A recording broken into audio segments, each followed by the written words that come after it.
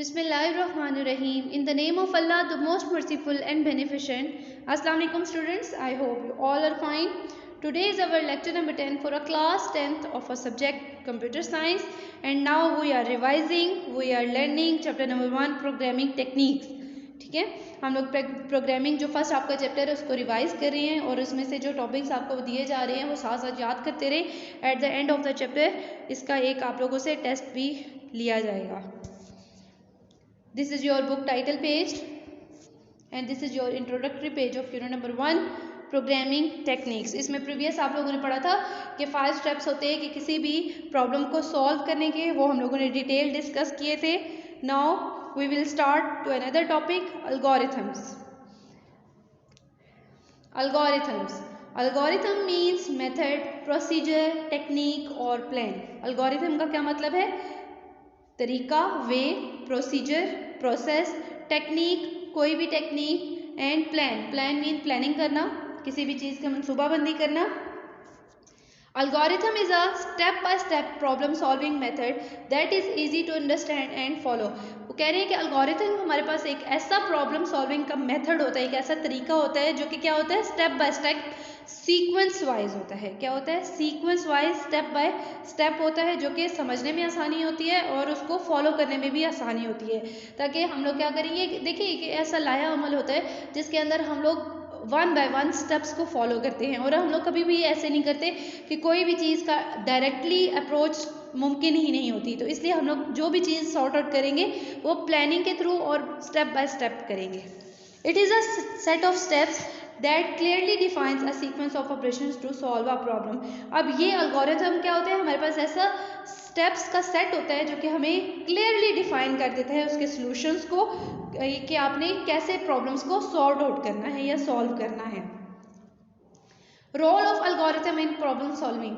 Problem solving में algorithm का क्या रोल है? Algorithm plays an important role in programming techniques या इन कंप्यूटर प्रोग्रामिंग। को कह रहे हैं कि प्रोग्रामिंग के अंदर अल्गोरिथम का क्या है, सबसे मेन या इम्पॉर्टेंट, बहुत ज़्यादा इम्पॉर्टेंट अहमियत का हामिल है ये।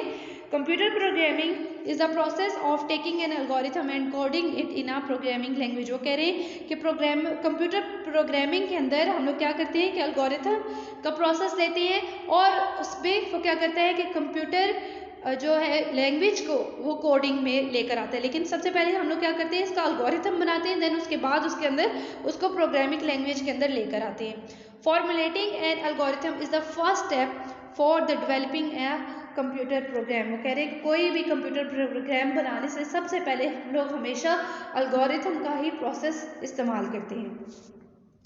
Measuring efficiency of an algorithm. अब हम लोगों ने क्या करना है, एल्गोरिथम की मेजरिंग, मतलब कि किस तरह से हम लोग उसको यूटिलाइज करेंगे वो हम लोग देख लेते हैं। The efficiency of an algorithm is the property which relate the algorithm to the amount of computational resources used in it. वो कह रहे हैं कि इसका अंदाज़ा हम किससे लगा सकते हैं कि उसके अंदर रिसोर्सेज कौन कौन सी हैं। ठीक है, an algorithm must be analysed to determine its resources usages. वो क्या कह रहे हैं कि एल्गोरिथम को हमेशा हम लोग डिटरमिन करते हैं, एनालाइज करते हैं और वो उसकी रिसोर्सेज पे करते हैं। सच एज कौन कौन सी होती है?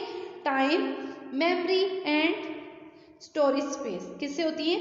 Time, memory and storage space है। फॉर मैक्सिमम एफिशिएंसी, हम लोग उसकी एफिशिएंसी को, उसकी कारकर्दगी को बढ़ाने के लिए we wish to minimise resources usages. तो हम लोग क्या करते हैं कि उसके कम से कम रिसोर्सेज को इस्तेमाल करते हैं या करना चाहते हैं, क्योंकि हम लोगों के पास क्या है, अगर हम लोग ज़्यादा सरमाया लगाएंगे, सब कुछ ज़्यादा करेंगे तो उससे हमें क्या होगा, आउटपुट या उसका प्रॉफिट हमें कम होगा। तो हम लोग क्या करें कि अब हम लोगों ने कम से कम रिसोर्सेज का इस्तेमाल करते हुए, लेकिन उसकी कारकर्दगी बहुत अच्छी होनी चाहिए, उसकी मेमोरी बहुत ज़्यादा अच्छी होनी चाहिए, उसका टाइम एफिशिएंसी बहुत अच्छी होनी चाहिए, ताकि हमारा क्या है, प्रोग्राम जो सॉल्विंग हम लोग किसी भी प्रोग्राम को कर रहे हैं वो हमारे पास डिफरेंट, मतलब उसके लेआउट्स हमारे पास डिफरेंट आए और अच्छे आए या उसके रिजल्ट हमारे पास अच्छे आए।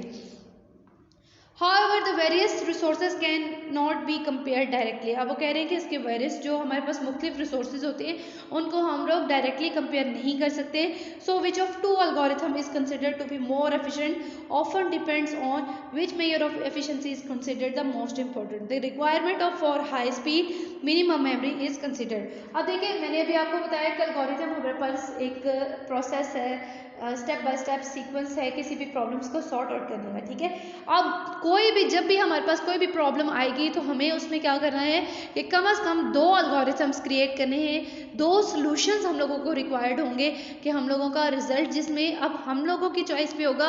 इतना मतलब कि मिनिमम या मैक्सिमम उसके अंदर हम लोगों ने इतनी आउटपुट्स रखती हैं कि हमारे पास क्या है, रिसोर्सेज कम हो और उसकी एफिशिएंसी ज़्यादा हो, ठीक है। There may be are several algorithms for the solving a particular problem. वो कह रहे हैं कि एक ही खास प्रॉब्लम को सॉल्व आउट करने के बहुत सारे एल्गोरिथम्स बनाए जाते हैं।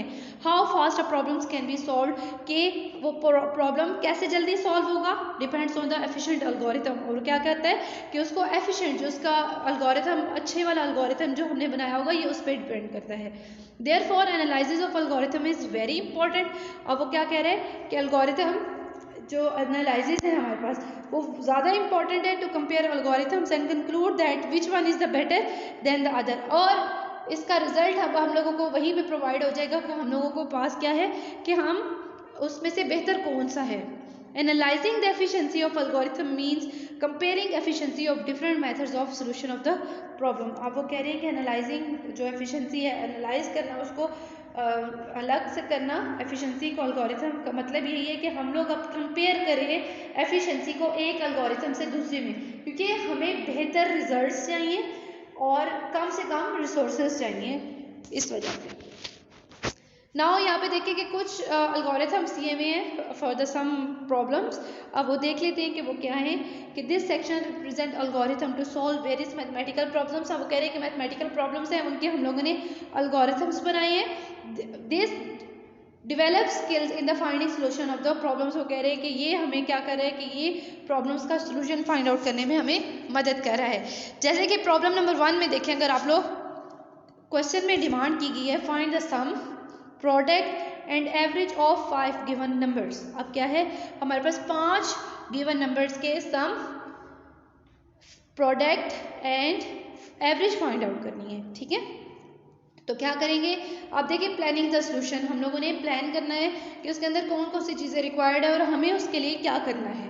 तो यहाँ पे देखिए इनपुट में उन्होंने क्या बताया, 5 गिवन नंबर्स। तो क्या हम लोग लिखेंगे 5 गिवन नंबर्स, रिक्वायर्ड के अंदर हम लोग क्या करेंगे, आउटपुट पे अब रिक्वायर्ड क्या है, उसने मांगा क्या है, तो क्या करना है, सम, प्रोडक्ट एंड एवरेज, ठीक है। तो हम लोगों ने यहाँ पे ये लिख लिया। और उसके बाद प्रोसेसिंग अब हमारे पास आ रही है कि प्रोसेस क्या करना है। तो हम लोगों ने अब इसको क्या करना है, एडिशन करना है, इसके अंदर मल्टीप्लिकेशन करना है और डिवीजन करनी है, ठीक है।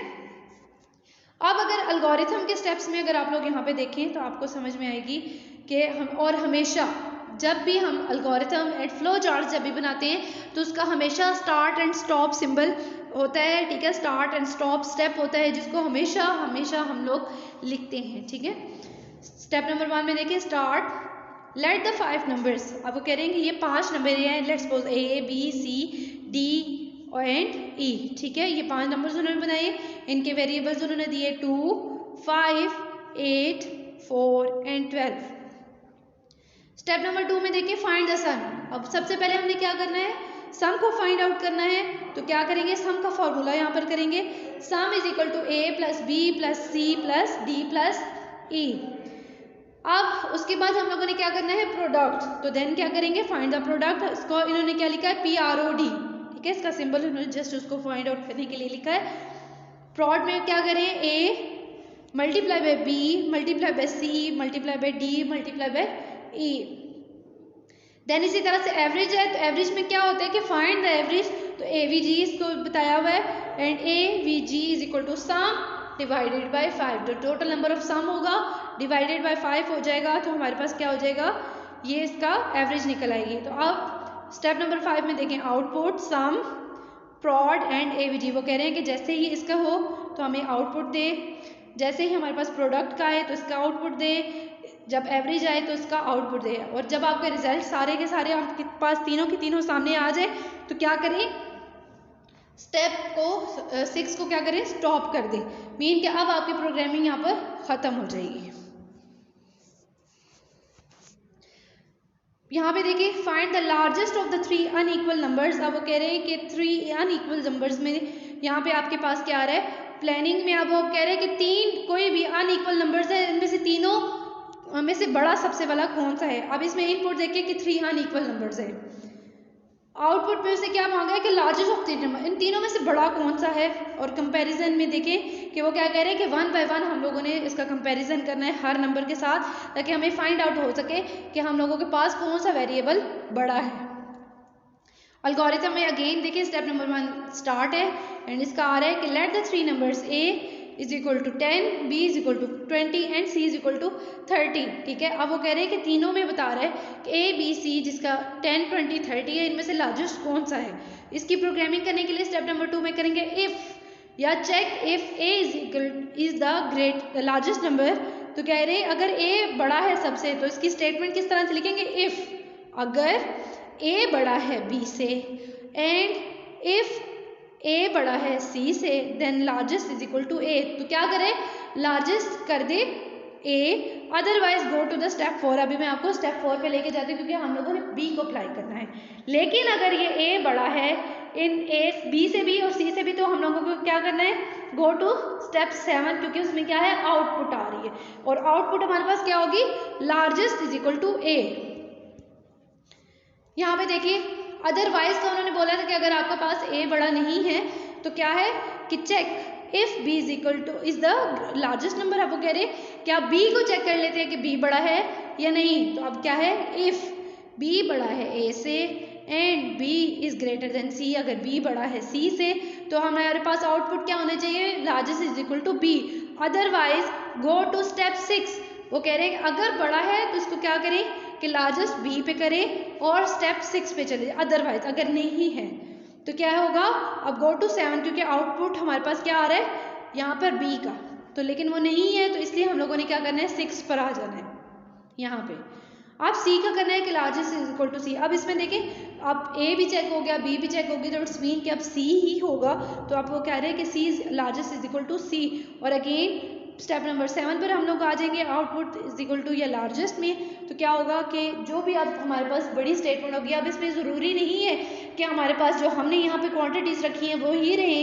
a को हम लोग 50 रख सकते हैं, b को हम लोग 40 रख सकते हैं और c को 20 10 भी रख सकते हैं। ठीक है, और इनकी यही कंडीशंस लगा के हम लोग उस पर भी चेक कर सकते हैं वेदर कौन सा वेरिएबल हमारे पास बड़ा है।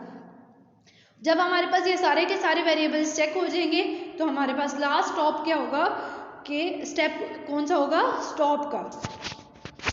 ये जितने भी प्रोग्रामिंग्स हैं ये आप लोगों ने नंबर 1 एंड नंबर 2 घर में प्रैक्टिस करनी है, इसको रिवाइज करें और ये दोनों अपने नीट रजिस्टर्स के ऊपर आप लोगों ने अटेम्प्ट करने हैं। Now wish you best of luck students, take care, Allah हाफिज़। बाकी के जो हम लोग टॉपिक्स हैं वो नेक्स्ट लेक्चर में कैरी करेंगे।